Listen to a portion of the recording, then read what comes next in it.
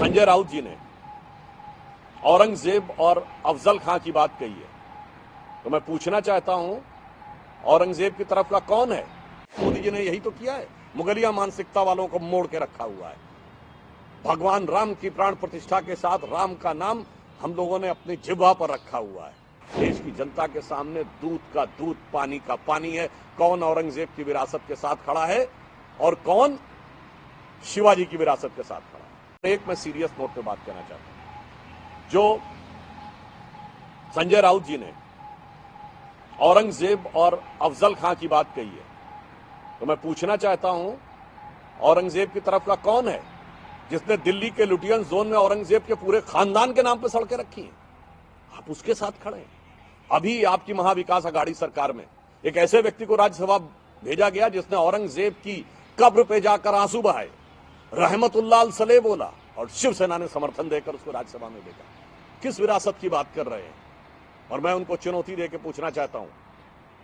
मणिशंकर अय्यर ने बोला था, जब राहुल गांधी जी के सक्सेशन की बात कही थी, सारे लोग जाके टीवी पे वो बाइट निकाल के देख लें, उन्होंने कहा था शाहजहां के बाद औरंगजेब ही बना था।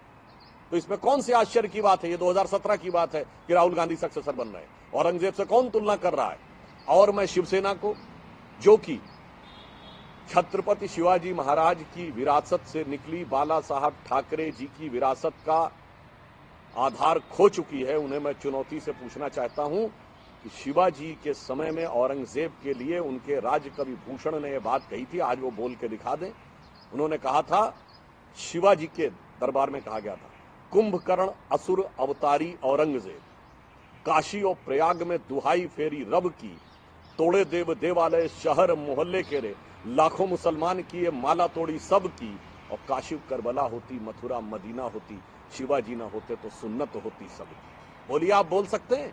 आप उनके साथ खड़े जिन्होंने किताबों में औरंगजेब को महिमा मंडित किया और शिवाजी महाराज के लिए लिखा लूट ऑफ सूरत। इस ढंग के शब्दों का प्रयोग किया। इसलिए मैं कहना चाहता हूं, देश की जनता के सामने दूध का दूध, पानी का पानी है। कौन औरंगजेब की विरासत के साथ खड़ा है और कौन शिवाजी की विरासत के साथ खड़ा है। और मैं एक और बात बता देना चाहता हूं, शिवाजी के लिए एक और बात कही गई थी औरंगजेब के संदर्भ में। औरंगजेब का एक नाम पातशाह भी था। उन्होंने कहा था, मोड़ रागे मुखल, मोड़ राखे मुगल, मरोड़ पातशाह रखे, और राम नाम रख निज नस रसना सुधर में। अर्थात अपनी जिह्वा पर भगवान राम का नाम रखकर मुगलों को मरोड़कर और पातशाहों को तोड़कर रख दिया, और बैरिन की हद राखी तेग बल शिवराज, अपनी तलवार के दम पर बैरियों को अपनी सीमा में रख दिया, और देव राखे देवल, स्वधर्म राख्यो घर में। अर्थात देवताओं को देव स्थान में और स्वधर्म को घर में। आज मैं पूछना चाहता हूं, मोदी जी ने यही तो किया है, मुगलिया मानसिकता वालों को मोड़ के रखा हुआ है। भगवान राम की प्राण प्रतिष्ठा के साथ राम का नाम हम लोगों ने अपनी जिह्वा पर रखा हुआ है।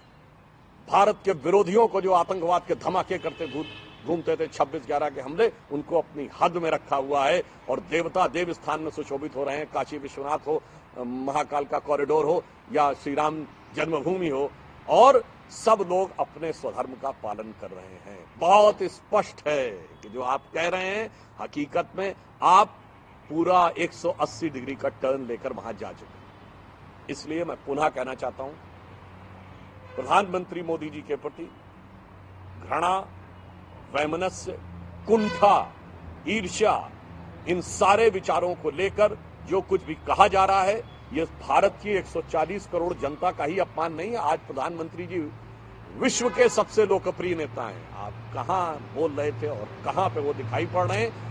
मोदी जी के विराट व्यक्तित्व पर इसका कोई प्रभाव नहीं पड़ने जा रहा है। जिसे रामचरितमानस की एक पंक्ति है, बूंद अघात सहे गिर ऐसे, खलके वचन संत सम जैसे। जैसे विराट पर्वतों के ऊपर कोई पानी की बूंद गिरती है, तो दुष्ट लोग जिस समय किसी सत्पुरुष के लिए खराब वचन का प्रयोग करते हैं, तो जैसे पानी की बूंद गिरती है वो नीचे चली जाती है, उस विराट पर्वत पर कोई प्रभाव नहीं पड़ता। उसी प्रकार मोदी जी के विराट व्यक्तित्व पर कोई प्रभाव नहीं पड़ने वाला। देश की जनता उस विराटता को और शक्ति नित्य प्रदान करती रहेगी।